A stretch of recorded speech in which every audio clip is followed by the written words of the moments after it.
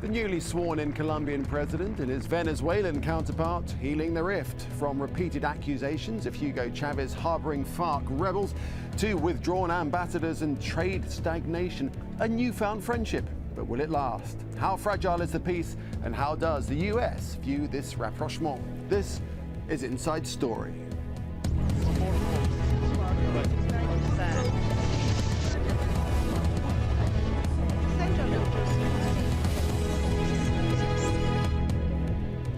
Hello, welcome to the programme. I'm Nick Clark. For years now, it's been a fraught relationship between Venezuela and Colombia. And in recent weeks, things have got worse. The latest fallout sparked by allegations that Colombian rebel fighters, the FARC, have camps in Venezuela, a claim the Venezuelan president Hugo Chavez denies. But now, just 2 days into Juan Manuel Santos' presidency, he and his Venezuelan neighbour appear to be rebuilding relations. Teresa Bow has more. A very symbolic meeting at a very symbolic place for both leaders.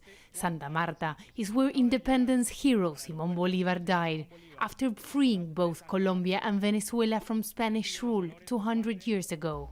Juan Manuel Santos and Hugo Chavez wanted to concentrate on what they have in common, but also addressed their differences and reset their countries' damaged relations. We have decided that both countries will re-establish their diplomatic relations and will relaunch a plan so that all aspects of relations can move forward and deepen. The big issue for Colombia has been its claim that Venezuela lets leftist armed group use its territory to train and plan attacks against Colombia. President Chavez has always denied it, and he did so again here. The Venezuelan government does not support, does not allow the presence of guerrillas, terrorism or drug trafficking on Venezuelan territory.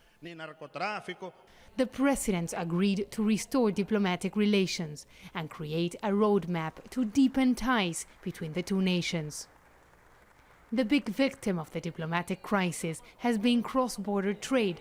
2 years ago, it was worth about $7 billion a year. Now it's just $2 billion. Venezuela raised the issue of the US military using Colombian bases.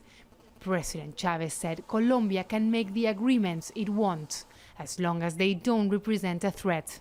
This is the beginning of what will probably be a long and complicated process, because the ideological differences between Juan Manuel Santos and Hugo Chavez are still there. Only time will tell whether the agreement that was signed on Tuesday will last or not.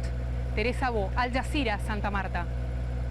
Well, just how complicated or how long or short, indeed, the process might end up being. To discuss all that, joining us are our guests in Washington, D.C., Juan Carlos Hidalgo, a project coordinator for Latin America in the Cato Institute, and he provides insight on policy. In Oxford, Jill Hedges, a senior editor on Latin America from Oxford Analytica, which gives analysis on world issues. And in London, we have Roberto Navarrete, editor of Alborada.net, an independent news site on Latin America. And Mr. Navarrete, if I could start with you, first of all, if I may.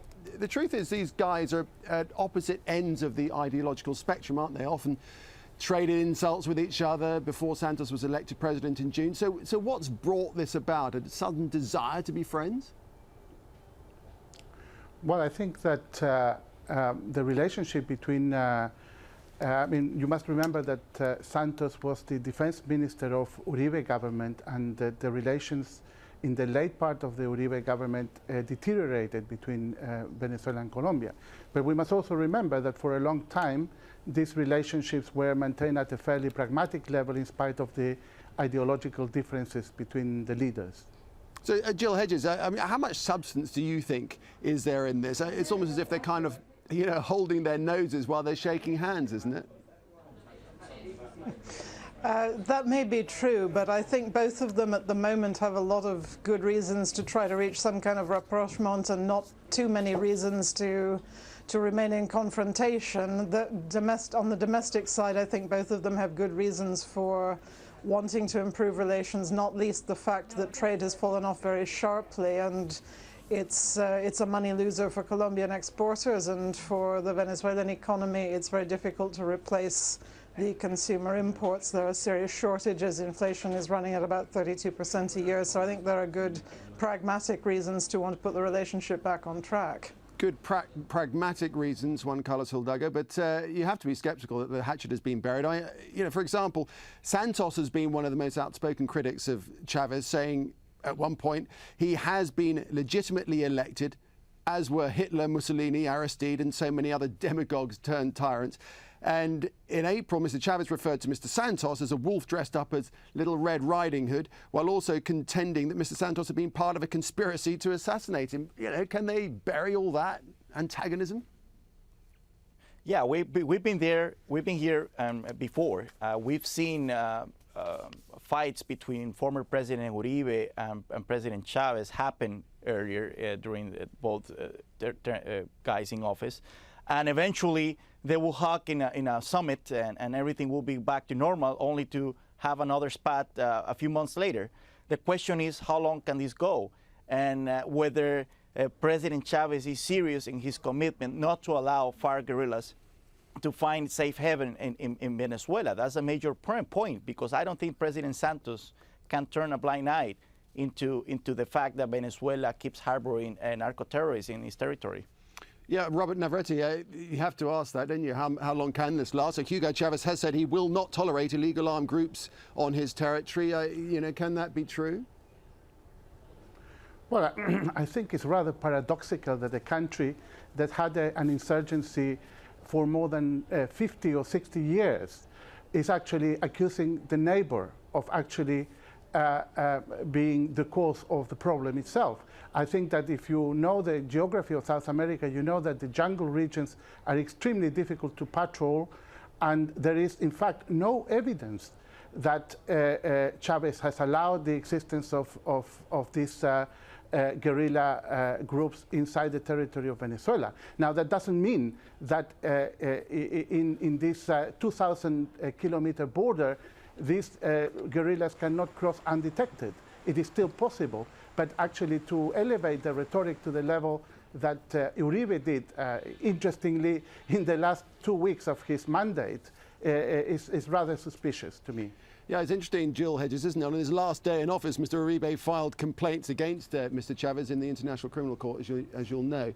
Do you think those complaints actually have any substance, that he's right in suggesting that Venezuela, that Mr. Chavez is harbouring and has been harbouring FARC rebel fighters? Well, certainly I think that the evidence that the Colombians have presented up to now is not very conclusive, however much they might wish to claim the contrary. I would agree with what Roberto says. This is a 1,300-mile border. It's a very porous border, and security is not good on either side. People cross this border constantly from both sides, traders, legal, illegal, guerrillas. It would be very surprising if there were not members of the FARC on Venezuelan territory, but I don't think that's quite the same as saying that they're being supported by the Venezuelan government. If you want to look at it from the other point of view, actually the insurgency in Colombia is a major security problem for the neighbors, for Venezuela and Ecuador in particular. It's not only that FARC activities in Venezuela are damaging to Colombia, but also the reverse. Okay, so given that, how beneficial will this cleaning up of relations between the two countries be in assisting the fight against these rebels? Well, again, as has been said earlier, I don't know if we can count on relations being cleaned up in the longer term. They've gone up and down quite a lot in the last couple of years, and they hug and make up, and then we go back to increasing tensions and troops on the border. This may or may not be a long-term solution, but I think there's a serious problem nonetheless in that I think neither Colombia nor Venezuela has very good security on the border. They're not well placed to police the border effectively, and the FARC, even though they're in a weakened state now, and I think are probably on the defensive, I think they still represent a security problem for both sides that they're not really very well placed to deal with. Okay, well, Juan Carlos Hidalgo, I suppose what I'm getting at is just how beneficial might it be if these relations do improve? Let's just say, hypothetically, that this works, this rapprochement actually develops, and we get good relations going on. How important will it be for the two countries in their fight against FARC, and indeed for Latin America as a whole? Well, for Latin America as a whole, it will be important that the last remaining conflict from the Cold War, from the ideological battle that we experienced 20 years ago, finally disappears. And we see the defeat or the disappearance of the last terrorist group in the region. But also it's important for both countries because they share a historic bond, they share deep commercial relations, and especially the border zone between Venezuela and Colombia has suffered tremendously during this diplomatic spat due to the several times that the border has been shut down by Venezuela. I think that in that sense it's important that these two countries get along, and hopefully we'll see a change from President Chavez, and first of all allowing international observers to come into Venezuelan territory as Colombia has demanded, and see if it's true, if the FARC terrorist groups are staying and have camps in Venezuelan territory. That will be important, and I think that should be a point where both governments should agree on. Yeah, Roberto Navarrete, it seems fair enough that international observers should come in and then just check out these claims. And if Mr. Chavez is right that there's nothing going on inside his territory, then that's well and good. Sorry. Well, I think, I don't think that this will come to anything. I think that, the border will continue to be crossed by both paramilitary groups from Colombia into Venezuela, as well as FARC rebels from Colombia. There is also the evidence of paramilitary groups crossing into Venezuela and allying themselves with the opposition there to create problems for the Chavez government. So I don't see a solution, a sort of sudden change in the circumstances because a commission will visit the border for, let's say, a week or so. I think that the cooperation between the two countries, as announced in this communique after the meeting of the two presidents, is more important. And I think that pragmatic reasons will, in the long term, prevail to resolve the security problems of both countries. Okay, Jill Hedges in Oxford, a little bit earlier you were talking about the issue of trade and how important that is between the two countries. How much damage do you think has been done because of the bad relations that they've been experiencing in recent years in terms of trade? Well, Venezuela and Colombia are each other's second largest trading partner after the United States. So after trade was frozen by Chavez in 2009, there has been a very, very serious fall off. The figure is that in the first 5 months of 2008, when relations were more or less normal, bilateral trade was about $2.26 billion, and that fell to about $650 million in the first 5 months of this year. It's very, very serious. And the other factor, of course, is that Colombian exporters claim that the Venezuelan government owes them about $800 million for exports that have already been made. So in terms of trade and in terms of the economy on both sides, it's going to be very important to try to resolve this dispute and get exports back on track, get exports paid for, and increase the number of consumer goods, especially available in Venezuela. I think this is key for the Venezuelan government now. It has legislative elections coming up next month.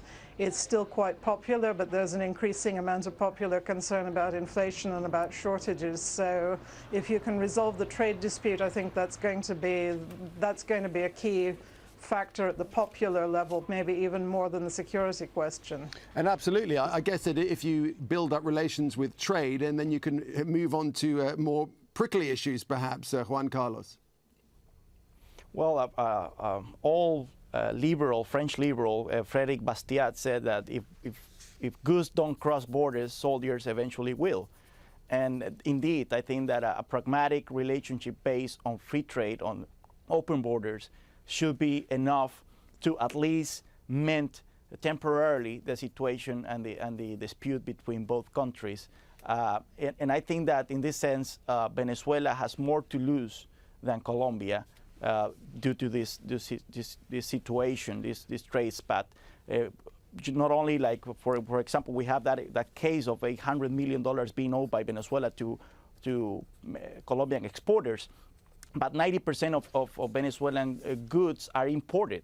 And if Venezuela has had a very serious problem getting the goods from other countries other than Colombia. So I think that In this case, it is in Venezuela's interest to have an open border with Colombia so goods keep flowing into Venezuela, given that the productive apparatus, the productive sector in Venezuela has been shattered by Hugo Chávez's policies.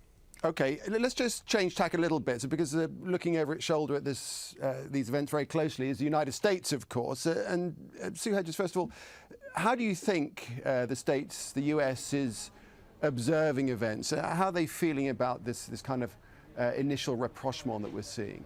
I think from the point of view of the US, it's actually going to be favorable if there's a rapprochement, because Latin America generally is not a priority for the US at the moment. It hasn't been for some time. They're more concerned about security issues elsewhere, obviously. And they have a very difficult relationship with Venezuela. But on the whole, I think they'd be quite happy to have one less problem in this area if the situation between Colombia and Venezuela were improved somewhat. It's also in the interests of the US, because the US has been in some respects one of the only real allies of the Uribe government, and there's an increasing distance, I think, between Washington and Bogota under the Obama government. There's less of a shared agenda on the drugs and terrorism side. So I think if the US were not perceived as being Colombia's only ally in the region, and Colombia were able to mollify some of its regional neighbors a bit, I think that would be quite useful from the point of view of Washington. I don't think they would view it in a negative light at all, because other countries in Latin America, even though they have much less animosity towards Colombia than Venezuela, there has been concern throughout the region about not only the fact that the FARC spillover affects security in other countries, but also the agreement last year by which the Colombian government gave access to 7 military bases to US forces. Right. This is seen in a very negative light in Latin America. So anything that calms this down will be good. Okay, I want to get on to that point. Roberto Navarrete, isn't it a reality that the issues with the previous Colombian President Uribe wasn't President Chávez's main concern? It was this issue over the agreement of access to bases in Colombia for the United States. Yes, I think that's a key element of the conflict between Colombia and Venezuela. I mean, you have to remember that Venezuela is one of the largest oil suppliers in the world, certainly in that part of the world, to the United States. And it has a government which is increasingly independent in terms of foreign policy from the United States, something that is, I would say, a totally new situation that has been created in Latin America with the existence of center-left governments that range from Chávez himself all the way to governments like Lula, which do not share the same ideological position with Chávez, but nevertheless are asserting an increasing independence from the United States. I mean, the creation of UNASUR, etc. So the conflict between Colombia and Venezuela must be seen in this broader context of the relationship between a United States that's been concentrated in Iraq and Afghanistan, and Latin America, which has been left a little bit to the side. All right, so what would Hugo Chávez want as far as Colombia's relationship with America is concerned, as far as access to military bases in Colombia and so forth? Well, I mean, there is evidence that the United States had participation in the military coup against Chávez in 2002. And the presence of the creation of 7 new military bases in the territory of Colombia presents a threat to the security of Venezuela. So I think it is part of the discussions, I'm sure, with President Santos, would be an assurance on the part of the Colombians that these military bases will never be used for aggressive purposes against Venezuela. Okay, let's bring in Juan Carlos in Washington there. I can see you want to come in. Yes, well, I'm not a big fan of U.S. involvement in the region. And I'm a big critic of the war on drugs, but we have to put this into context. The presence of U.S. troops in Colombia, a few hundred of them, has been historic in the last decade. They've been there during the Plan Colombia. They've been there helping Colombia fight the FARC guerrilla. And I think that the reason why President Chávez raised his concern about the presence of a few hundred U.S. troops in Colombian bases. This is not the creation of new bases by the United States in Colombia territory. This is Colombian bases where American troops will have access to. The reason why President Chavez started making noises about that was it was the same week that reports came out that rockets that the Swedish government sold to the Venezuelan government ended up in the hands of the FARC guerrilla. And Sweden complained loudly about the fact that these rockets ended up in the farts of their guerrilla, and as explanations to Venezuela. So as a smokescreen, President Chavez raised his concern about this presence of U.S. troops in the region they have been there for several years. And let's remember that even President Chavez supported Plan Colombia back in 1999. Jill Hedges, we have all these arguments and so on and so forth, and given that Colombia is Washington's top ally in the region, it's always going to be a problem for Venezuela, for Hugo Chavez, isn't it? Well, it is, although I don't think it's quite fair to say that it's just a smokescreen that Chavez raised this issue because of the Swedish missile issue. It has been a major concern for other countries, including Brazil, including Chile. Throughout the region, the question of the bases access having been agreed without any dialogue with other governments in the region was seen very negatively. It's not necessarily that people see a few hundred US troops as a major security threat, but the whole history of US involvement in Latin America and the idea of US troops on Latin American soil is a very, very sensitive one. So I don't think it's exclusively a question of Chavez sort of cynically using this as a smokescreen. I think it is a real issue. Okay, but let's bring in Roberto Navarrete. Yes, I apologize. I just want to bring in Roberto. We're running out of time now. Roberto, your response to that? Well, I mean, I entirely agree with what Jill has said. I mean, it's a continental concern. I mean, there's been new organisms created in Latin America during the last few years.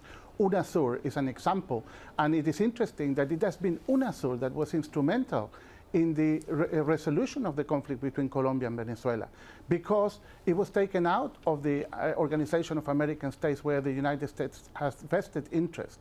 And so I think that the future of these regional conflicts would be better served by having regional organizations which are being created, both economic, like Mercosur, and political, like UNASUR.